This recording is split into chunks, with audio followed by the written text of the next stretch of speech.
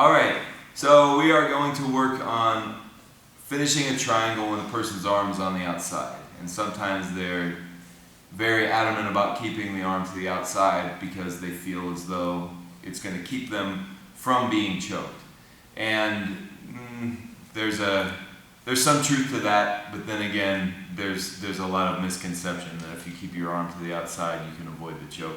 It all depends on what the bottom person does. And so, since we're going from the perspective of the bottom person attacking the triangle, we're going to work on how to get it done.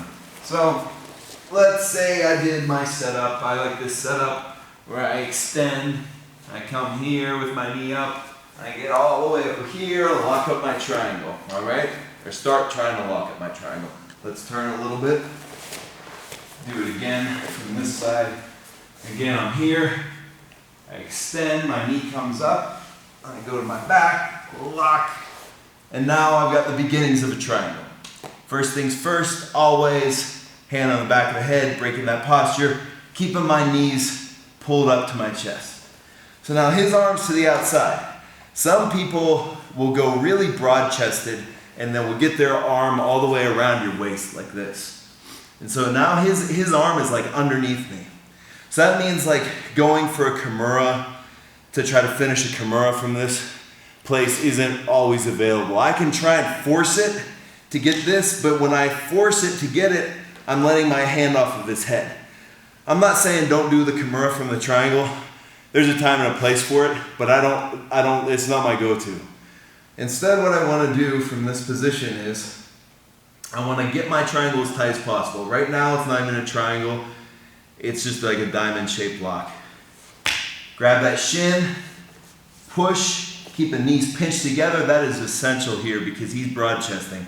So I keep my knees pinched together as much as possible and I lock it up. Sometimes you can only get over your foot because the person's broad-chesting and they're wide here. It's fine.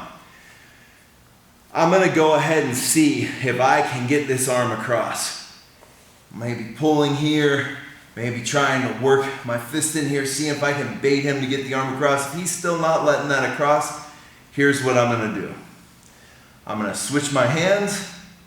Other hand goes on the back of his head. Don't take your hands off the head. And I'm going to switch my triangle. Now that I've switched my triangle, it's the same concept. Knees pinched together, and I'm hipping in and finishing. Sometimes if the person is still really strong and really resistant, I will stick this fist right here as I pull the head down and I pinch my knees together. Okay? So, one more time. I'm looking for a triangle. I got a great triangle set up, but his arm is across my waist. It's around my body. I gotta somehow try to finish it. Hand goes on the back of the head. All right. Try to lock it up regular. Get it tight as you can this way, like as if you're gonna finish it normally. It's not working. His arm's still crossed. You're trying to finish. You're trying everything. It's not working. So now, switch my hands. Grab the shin. Lock it the wrong way. What would normally be the wrong way. And now from here, this is where I can either finish, or if he's being really defensive and he's broad-chesting and there's space right here still, I fill that space with my fist, pinch my knees together, and get the tap.